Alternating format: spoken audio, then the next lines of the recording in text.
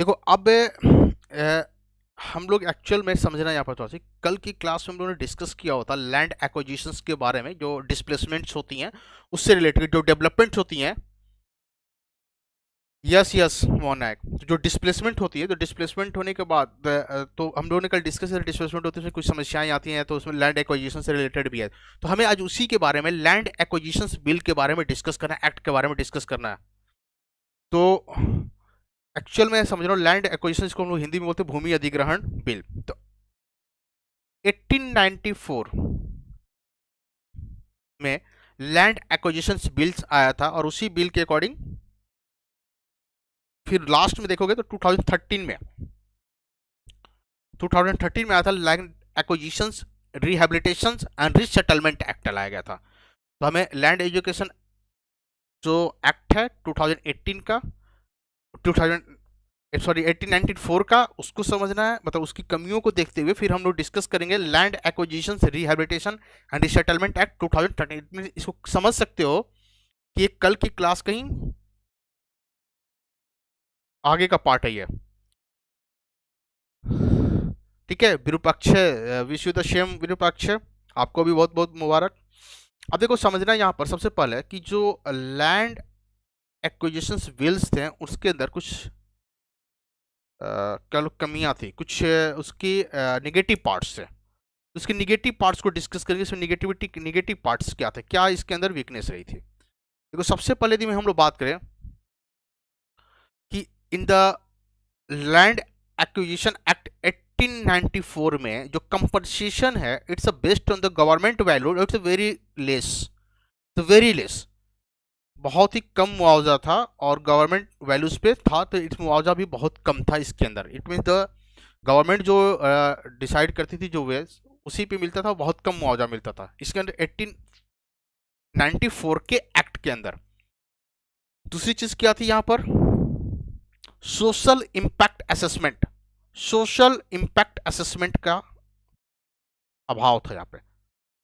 जिसे कि social impact क्या पड़ रहा है, जिस माने हमने लैंड एक्वाइजिशन किया, लैंड को एक्वायर कर लिया, बट उसका सोशल इंपैक्ट क्या हो रहा है, इसका असेसमेंट नहीं था इस एक्ट के अंदर। हमें जैसे आप कभी भी लैंड एक्वायर करते हैं तो हमें यह भी देखना होता है इसका सोशल इंपैक्ट क्या देखने वाला है, बट लैंड एक्विजिशन एक्ट 1894 में ये प्रोविजन नहीं थे, तो इसकी भी कमी थी एक। ठीक है, इसके बाद क्या था, जो कंपनसेशन था वो सिर्फ और सिर्फ लैंड ऑनर्स को दिया जाता, उससे रिलेटेड और लोगों को इससे कुछ नहीं मिलता था, सिर्फ जो लैंड का रियल में ऑनर था बस उसे ही मिलता था, अदर चीजों पे इस पे ध्यान नहीं देता, तो ये भी किसी कमी थी। ठीक है, इसके बाद आपको इसमें जो लैंड था उसको रिटर्न करने की पॉलिसी नहीं थी, यानी रिटर्न करने की पॉसिबिलिटी जिस एक्ट में नहीं हुआ करती थी। ठीक समझ रहे इसको। इसके अलावा इसमें कंसेंट, जो आपकी सहमति होती है ना कि हम एग्री करते हैं, तो उसका भी इसमें अभाव कर लो, यानी lack of provision of the consent भी था, सहमति जिसको बोलते हैं, इसकी भी कमी थी। और सबसे इंपॉर्टेंट जो था, रिहेबिलिटेशन एंड रीसेटलमेंट नहीं था। जैसे जो 2013 का जो एक्ट था उसमें रिहेबिलिटेशन एंड रीसेटलमेंट को ऐड किया गया, तो 1894 वाले जो लैंड एक्विजिशन एक्ट था उसमें रिहेबिलिटेशन एंड रीसेटलमेंट का प्रोविजंस नहीं था। अब यहाँ पे समझोगे, अब इन्हीं सब कंटेस्ट में क्या हुआ कि in the result 2013 new act comes which is called the land acquisition, already है, in the land acquisition two words को ऐड किया गया, adding two words, which two words, which is the rehabilitation and the resettlement. ठीक है, rehabilitation and resettlement को इसमें add किया गया। जो एक्ट 2010 में था उसी को लाके नया एक्ट बनाया गया, विच is called the land acquisition and the rehabilitation settlement act 2013। This new law, land acquisitions and the displacement more and more line in the ideals of the social justice. Basically ये देखो हुआ है कि 2007 का जो land rehabilitation और resettlement act था उसको ऐड कर दिया गया और नया एक्ट लाया गया जिसको कहा गया land acquisitions and land acquisition rehabilitation and resettlement act 2013, जिसका मेन पर्पस था कि सोशल जस्टिस का जो कॉन्सेप्ट है उसको और फुलफिल किया सके, उसको और स्मूथली लाया जा सके इंडिया के अंदर। ठीक है, समझ रहे हो इसको यहां तक। कोई दिक्कत किसी को कि क्यों ये हुआ, इसके पीछे रीजन हमने इसकी कमियों को समझा, और साथ में इसमें रिहेबिलिटेशन और रिसेटलमेंट नहीं था तो 2007 का जो एक्ट था उसको भी ऐड कर दिया गया जिससे सोशल जस्टिस के कॉन्सेप्ट को एस्टेब्लिश किया जा सके। Due to establishment of the social justice concept easily in our society. Now guys, you are all are okay? If you all are okay, give a thumbs up guys, all of you. यहाँ तक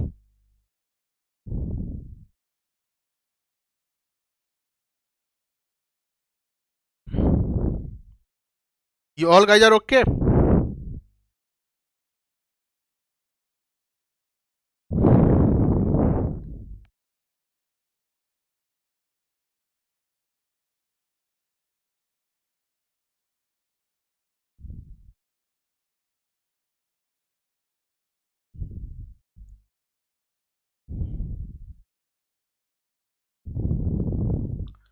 अब देखो जो land acquisitions rehabilitation and resettlement act है उसके कुछ main provisions थे। तो क्या इसके अंदर मेन प्रोविजंस है इसे हमें डिस्कस करना कि what is the main provision of LARR act. It was the main provision of the LARR act in 2013। इसके मेन प्रोविजंस क्या थे, मेजर प्रोविजंस, ठीक है। तो सबसे पहले समझो इसके अंदर जो है पब्लिक प्रोजेक्ट का एक क्लियर या सोशल वेलफेयर का कह लो एक क्लियर डिफिनेशन डाला गया। It was the clear definition of the public project जिसके अंदर हॉस्पिटल एंड एजुकेशन इंस्टीट्यूशन को बाहर रखा गया, ठीक है।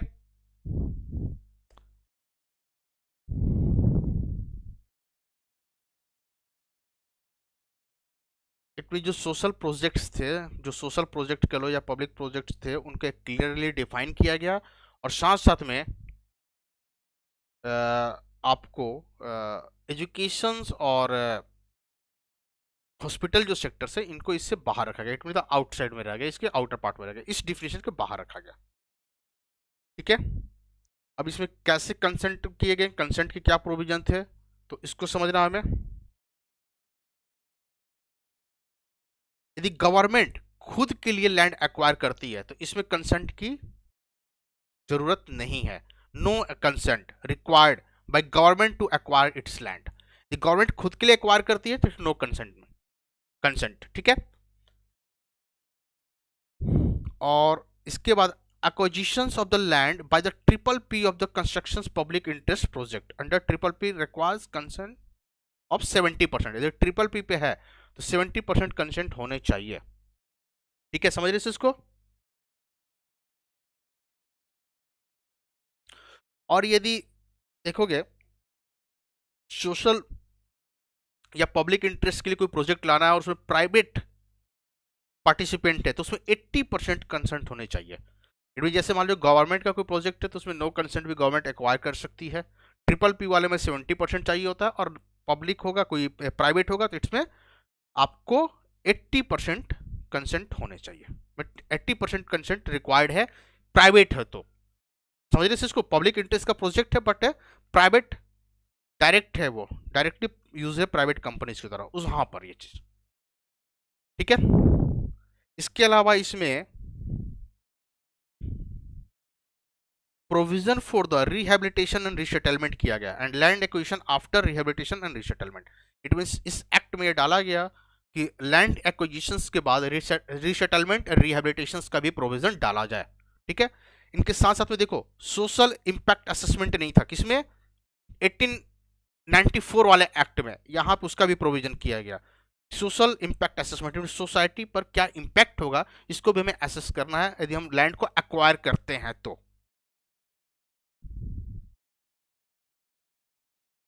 इसके अलावा compensation to the affected people other than land owners. It mean land owners के अलावा भी जो लोग अफेक्टेड होते हैं, जैसे मान लो कोई लैंड एरिया एक्वायर किया गया, उस लैंड रीजन्स में मान लो सिर्फ ऑनर है, उस ऑनर पे काम, उस लैंड पार्ट में काम करने वाले जो वर्कर्स थे पहले उनको कंपनसेशन नहीं था। बट अब क्या किया गया, जो 2013 का एक्ट था उसमें ये भी प्रोविजन डाल दिया गया कि लैंड ऑनर्स तो कंपनसेशन लेगा ही लेगा, उससे रिलेटेड जो लोग हैं अफेक्टेड होंगे जो, वो भी कंपनसेशन के पा सकते हैं, ठीक। समझ रहे इसको। फिर compensation of land according to market value, अब मार्केट वैल्यू के अकॉर्डिंग कंपनसेशन है 4 time in the rural area and 2 times in the city चाहिए। ठीक है, गुड इवनिंग राम कुमार।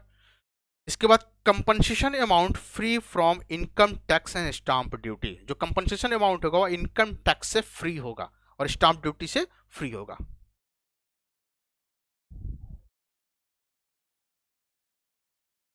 देखो कोशिश ये करनी है, अब हम लोग एक्विजिशंस कैसे करें, तो कोशिश करें acquisition of the waste land, जो लैंड वेस्ट लैंड है उसको पहले करेंगे, फिर देन यदि वेस्ट लैंड के बाद यदि नीड होती है तो देन रिक्वायर्ड वन क्रॉप्ड, यहाँ पे सिर्फ वन क्रॉप्ड होती है, in the last multi cropped land को एक्वाइज करेंगे। इट मीन एक्वाजिशंस में रखा गया कि फर्स्ट प्रायोरिटी देनी है वेस्ट लैंड को। यदि वेस्टलैंड से वेस्टलैंड नहीं है वहां पर तो हम कोशिश करें कि ऐसे लैंड को एक्वायर करें जो पे वन क्रॉप्ड होते हैं, इन वो ईयर वन क्रॉप्ड है, उसे एक्वायर करेंगे। यदि अब फिर भी ना पॉसिबल हो तो इन द लास्ट हम लोग मल्टी क्रॉप लैंड को एक्वायर कर सकते हैं। द लास्ट ऑप्शन ये बनाया गया। इसके अंदर the land acquisition and rehabilitation and resettlement act 2013 में प्रोविजन डाला गया। आ रही बात समझ में यहां तक कि क्या क्या प्रोविजन रखा गया इस एक्ट में? समझ रहे हो ना इस चीज को सभी लोग? ओके हो आप सभी लोग? ओके यार थम्स अप दे दो एक, ताकि इसे पता चले कि हाँ यू ऑल आर ओके।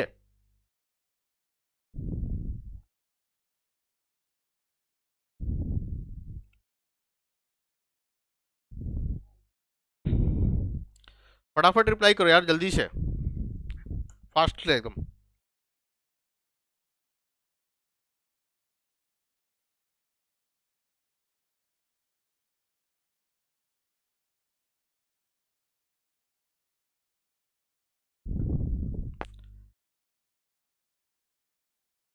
आपको फर्स्ट पॉइंट क्लियर करना है, clear definition of the public project. इनमें जो पब्लिक प्रोजेक्ट होंगे उनको डिफाइन किया जाएगा क्लियरली, बट उस डिफिनीशन में हॉस्पिटल और एजुकेशन से जुड़े हुए चीजों को नहीं रखा गया।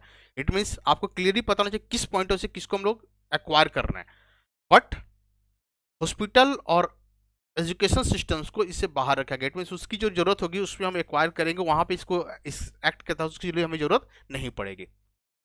ठीक है पवित्रा,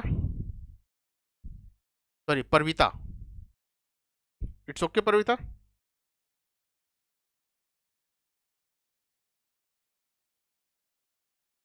नाउ ओके।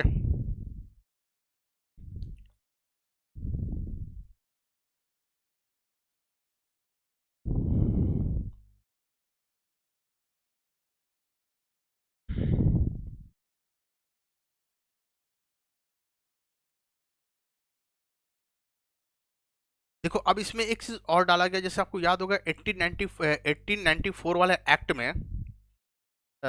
आपको एनसीईआरटी देख सकते हो, जनित एनसीईआरटी, जो 1894 वाला एक्ट था उसमें आपको रिटर्न ऑफ द लैंड के प्रोविजन नहीं था, बट जो 2013 का एक्ट आया, इन द 2013 एक्ट, इसमें रिटर्न की प्रोविजन को डाला गया। लेकिन इसमें एक शर्त ये है with in the 5 years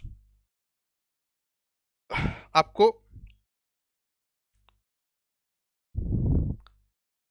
work यदि स्टार्ट नहीं होता, प्रोजेक्ट जो है doesn't start with in the 5 years, यदि प्रोजेक्ट 5 इयर्स के अंदर स्टार्ट नहीं होता है तो आपको वापस करने की पॉलिसी भी डाली गई, but 40% of the increase value of the land to the original owner को 40% इंक्रीज वैल्यू उसको प्रोवाइड की जाएगी। ठीक है,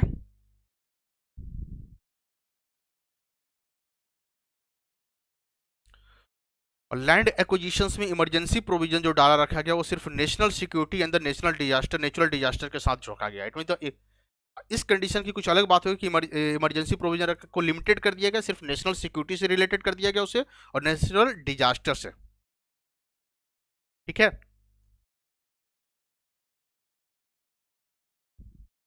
इसके अलावा providing 25 infrastructural amenities in the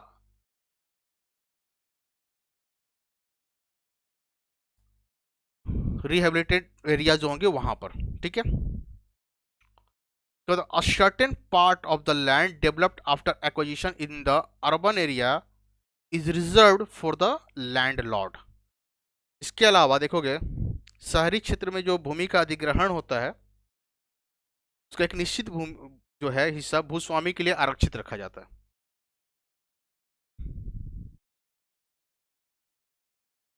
ठीक है।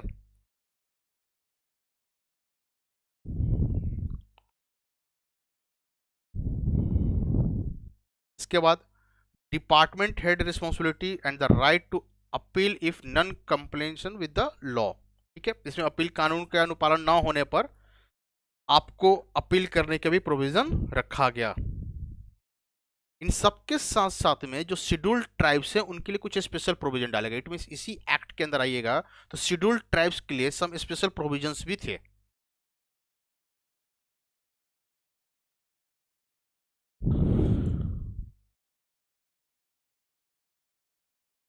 रिफॉर्म और रिहेबिलिटेशन में डिफरेंस होता है मोहन नायक।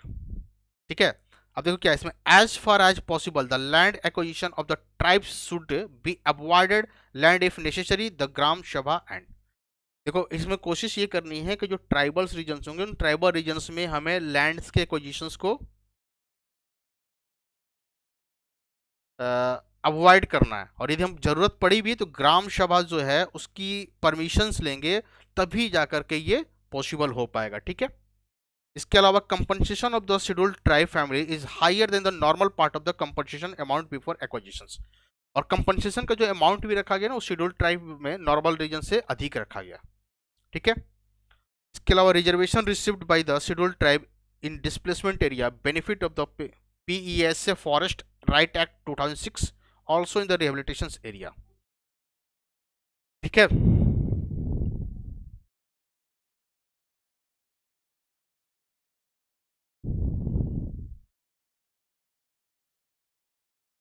और यदि 100 से मोर देन 100 फैमिली का डिस्प्लेसमेंट होता है तो वहां पर ट्राइबल डेवलपमेंट स्कीम्स का प्रोविजन डाला गया।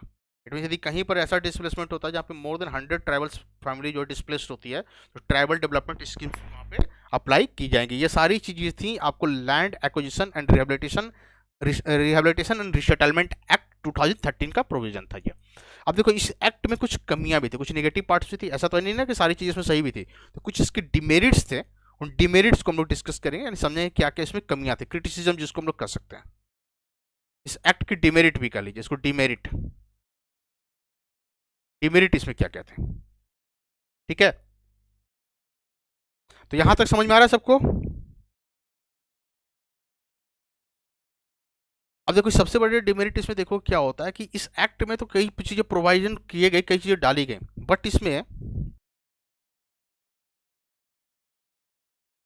कई ऐसे प्रोविजन डाले गए, बट इसमें सबसे बड़ी चीज क्या थी ना कि जो एग्रीकल्चरल लैंड थी, specially the multiple crop land जो थी, एग्रीकल्चरल लैंड थी या मल्टीपल क्रॉप लैंड थी, तो उनके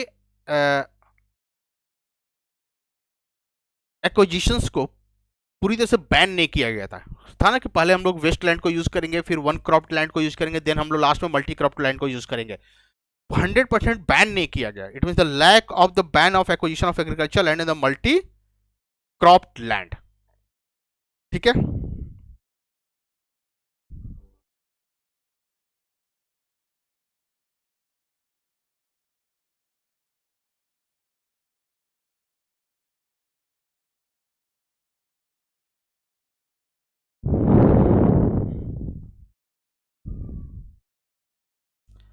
इसके अलावा आप देखोगे इसमें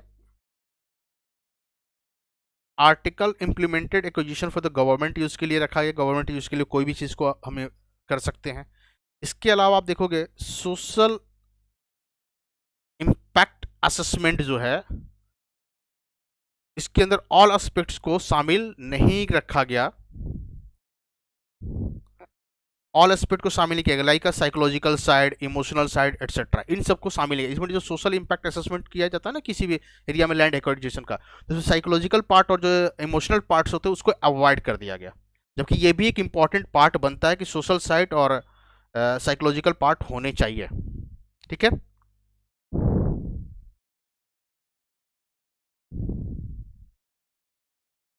इसके अलावा definition of the public interest is still widely expected to the benefit private company, और पब्लिक इंटरेस्ट का जो एरिया है ना उसका डिफिनेशन बहुत वाइड रखा गया है, जिसका फायदा क्या होगा, जिसका इसका लॉस क्या होता है कि जो प्राइवेट कंपनी है वो इसे, अब एरिया वाइड है तो बहुत चीज़ों को पब्लिक इंटरेस्ट के नाम पे एक्वायर कर सकती है और वहाँ पे काम कर सकते हैं, कि पब्लिक इंटरेस्ट के लिए वहाँ पे काम करना चाह रहे हैं तो हम लैंड को एक्वायर कर सकते हैं। तो ये भी इसके अंदर है कि वाइड डिफिनेशन रखा गया अभी भी, स्टिल वाइड है, ठीक है।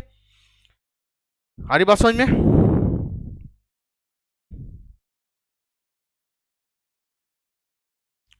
इसके साथ साथ आप देखोगे तो principal provision of the compensation on the basis of market value of the land और fix but 8 kilometre limit of the compensation in the urban area is flawed. It mean urban area में क्या रखा कि 8 kilometre के दायरे में यदि acquisition होता तभी उसको अर्बन वैल्यू यानी मार्केट वैल्यू पर उसकी वैल्यू होगी, अगर उसकी वैल्यू नहीं दी जाएगी मार्केट वैल्यू के अकॉर्डिंग, उसके अकॉर्डिंग नहीं होगी। ये भी एक कमी है उसके अंदर। और 5 ईयर्स बिफोर एगो जो एक्विजिशन है उससे रिलेटेड कोई भी यहाँ पर व्यवस्था नहीं रखी गई है, ठीक है।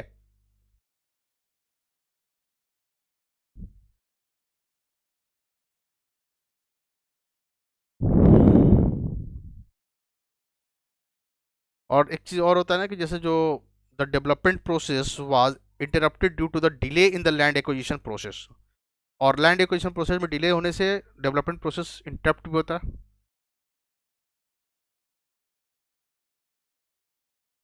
कुछ खुद से भी पढ़ लेना मोहन नायक, खुद से भी पढ़ लिया करो। ऑलमोस्ट टॉपिक करा दिया ना, मान लो कोई एक दो टॉपिक स्किप भी करेगा तो क्या फर्क पड़ता है, उतना तो कर ही सकते यार, इतने तो समझदार हो ही आप लोग। समझ में आया यहाँ तक? और ये सोशल इंपावरमेंट का ही तो पार्ट है ना, सोशल जस्टिस एस्टेब्लिश करने तो सोशल इंपावरमेंट का ही पार्ट है सर। वीमेंस वाले मैंने पार्ट आपको डिस्कस नहीं किया।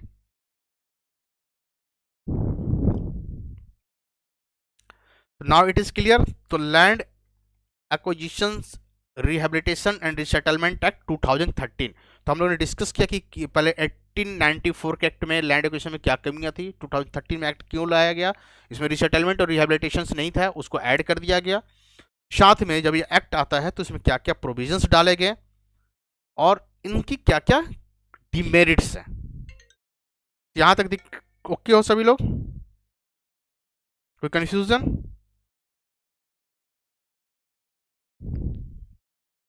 Now you all are okay?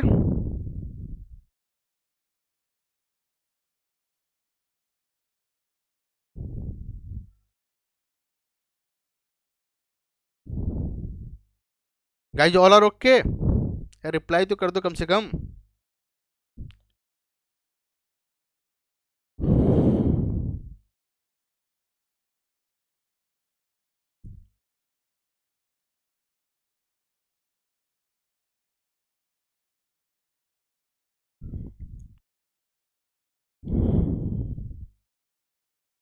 चलो तो आज जो हमारा टॉपिक जो है आज का कंप्लीट हो गया। अब हम लोग जब नेक्स्ट ईयर में मिलेंगे, तो नेक्स्ट ईयर ही मिलेंगे, इस ईयर तो हमारी क्लासेस होंगी नहीं।